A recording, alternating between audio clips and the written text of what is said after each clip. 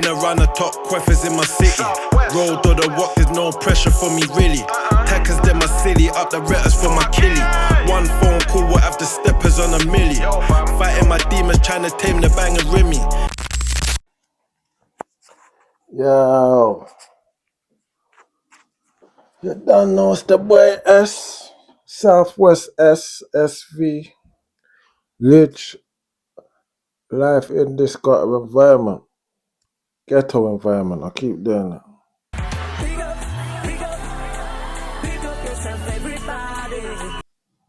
Yeah, man, listen, I can hear one or two birds chirping, but I can't reply. There ain't no major points. There's no point. Get me? It's dead. I'm not gonna lie, I'm not fully. Anything that is said online, man's gonna have to stand on it in public. So I'm not going back and forth with no one again. You get me? Especially no one that's not no major points. Let us give. Anyway, yeah, man, this is part 3. This is the conclusion, man, the ending. You get me? Like the Bloodset, BHB. Oh yeah, for 1 or 2 questions in the comments. Remember when I'm talking about Bloodset, I'm talking about my era, not like the whole shebang. You get me? I'm talking about 07, not even 07, 08s, 09s kind of. Ending 07. You get me? I'm talking about that record pair. I'm not talking about, remember, Bloodset was from 04, 05, so I want around them time there. So when you're asking me questions about certain man, I can't answer that. You get me? But yeah, man. R.I.P. the boy Grips. He was younger than man. He definitely was. And so was Baby. You get me? I don't change nothing though. They was around, man. Man was around them. They was in Bloodset, innit? Like, man can't pick and choose who's in it, fam. And there was major points either way. You understand? There was big food over there, cause heavy over there. So it's all like, I don't know what the age thing's about, because they're doing a lot more than certain man. You understand? So let's just put that one there to bed, innit? But yeah, man, I just want to give a little synopsis now, because this gang life ain't fun. You understand? Obviously, I make it sound exciting. I got excited myself, reliving. You know what I'm saying? But there was a lot of pain, a lot of suffering, and a lot of things going on behind the scenes. You get me? When I first met them, I was still half a good kid, man. I was still a good youth. You get me? Man had a little 1s and 2s. Man probably done 1 or 2 crosses, but man was redeemable. You get me? Man was definitely redeemable. Man was still naive. My eyes weren't fully open yet. But by going down that road and moving to Brixton Hill and that was me basically throwing myself in the deep end. I chose that way. You get me? Brainwash myself, bam.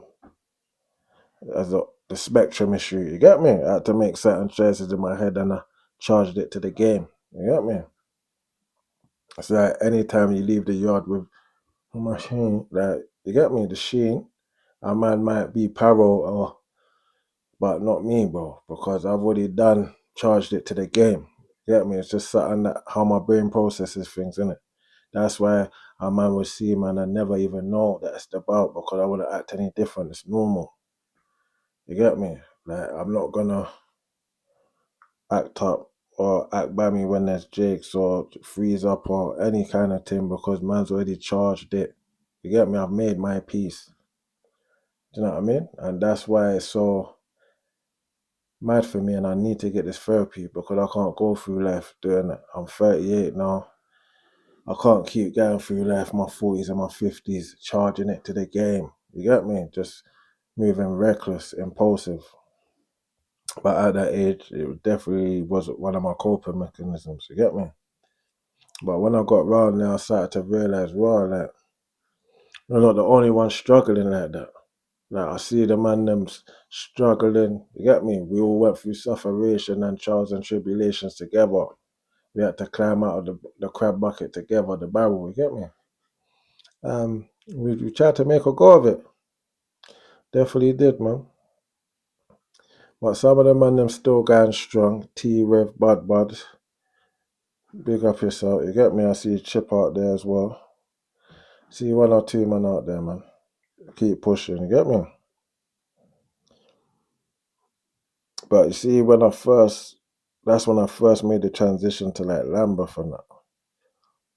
And it was mad for me because I was in Croydon watching some of these men on DVDs and hearing the latest things. And back in the day, it was MP3s and all of that. You get me? Man, I started, man, on my phone and it was mad. I remember the Grips tunes and the Dread and Spar tunes and all of that. You get me? I remember the local DVDs with the man them. Not even just the Bloodset ones, cause even the Bricky one, all of these lot. And then it was mad actually finding myself around these people later on in life. You know what I mean? And actually having their respect. Do you know what I'm saying? Yeah, it's one thing kind of fanning out and that, but it's another thing like gaining the respect of your peers. You understand? Especially if a man coming from Croydon, coming to that ends, man's looking at food. Do you understand? And man had to break them barriers and jump them obstacles to navigate. And man end up navigating. Man navigated good, you get me? Yeah, man, but it was basically like man shedding man's old skin. Trust me. Once I put on that red rag, I'm not gonna lie, I shedded my old skin, my old life. Like, and when I say that I left Croydon and that, don't get it twisted. The reason why I couldn't be in Croydon no more is because of family issues. You get me? Man's mum's on food. She's up and down on the road. Certain times I'm cutting through and I'm seeing her out. You understand? I might bump into a couple old school brethren and they're like, yo, cuz I just see your mum. Like, these times we know full well it's darkness. Darkness is going on. You get me? Everyone knows. They just don't want to say it to man. Cause by that time, their man is a bit. You get me? Right, man will lose it. That's man's march. You get me? So yeah, man. That's the main reason why I left Croydon. Do you understand? Because I didn't want that shit around me. I didn't want a reminder every day. Do you know what I mean? That's why. Yeah, and another thing, when I was on the hill, at one point when I first moved to the hill, I was living with my girlfriend. You get me? I'm not gonna say her name, but yeah, she was a good girl, and she went through a lot of stress. You get me? She had to socialize with gang members and have bad things going on in the yard and around the yard. Do you know what I'm saying? And it must have put a lot of pressure on her. She's probably getting pressure from her family, like, what are you doing with this man? And do you know what I'm saying? They didn't even know the half. One time she found a sheen in the yard, yeah, I'll never forget it. She found a sheen. I come home, she was crying. And then she come with all the questions, innit? Like, what have you this? Like, I want this out the house. X, Y, Z. I want this gone. Like, what have you done? Have you used it? Have you hurt anyone? Like, if you've hurt someone, I don't know if I could live with it. And do you understand? Half talking like she was about to rap man out, you get me? But I respected her, man. She was a straight goer. And in a way, man, corrupted her a little bit. You get me? I took her away from her comfort zone. I brought her to Brixton. And yeah, man, she managed to navigate and meet some friends. And eventually she moved back down to her bit. And yeah, she done well for herself, man. But that did put a strain on us, like, because I was very much for the roads. So I didn't even care what I was coming back home to. You get me? It was a bit mad, man. Man dealt with her wrong.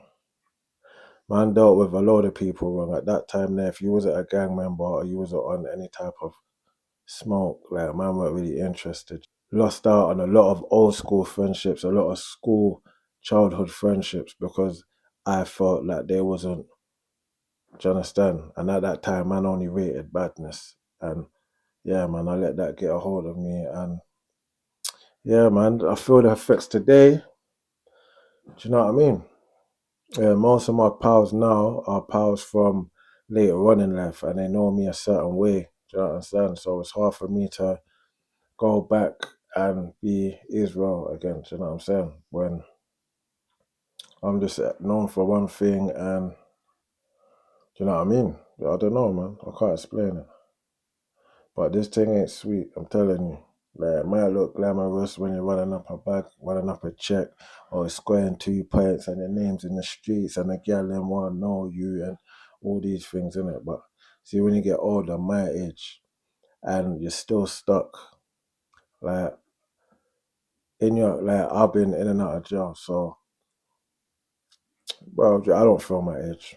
I don't think like I'm my age. I don't act like I'm my age. Do you understand? And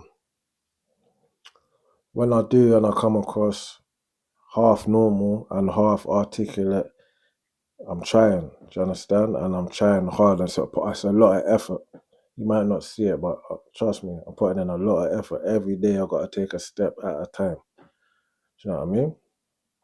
But you'll get there, man.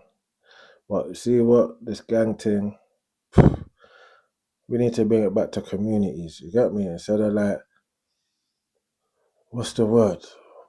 Being on your estate and just keeping up with gang activities. Like, try and just make it more community, man. If you're at least gonna congregate on your estate and be doing certain things, at least check for your neighbours, man. Check for the people that's around you. Do you understand? Big man thing, because some of these people are scared to death of you. Like, do you know what I mean?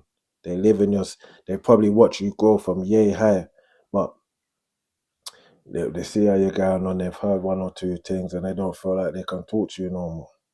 Do you know what I mean? They might be scared to death. They might not know, they might know you, but they don't know your brethren. Do you know what I'm saying? Like, it's just, they see you and cross the road. Like, do you understand? Like, it's bare animosity and a mad atmosphere in enough estates. Enough of the youth, them don't check for the residents. Yeah, that's the main thing. It's all fine and dandy having a gang on the ends and locking couple hammers, and if man come round, there is fireworks, but at the same time, you're not checking for the people that actually live there. Do you know what I'm saying? And the people that live there is not checking for you. We got to change that, man. Yeah, first with the community, you get me? Check for your people, them. Check for your next door neighbor, the old woman upstairs, the old man downstairs. Do you know what I'm saying? Trust me, bro, you'll feel good, you'll feel better about yourself, bro. And people will feel better about you. And we might be able to highlight a better stigma on gangs, innit? Because a group of youths is always gonna get called a gang nowadays, innit? But we wanna, you get me?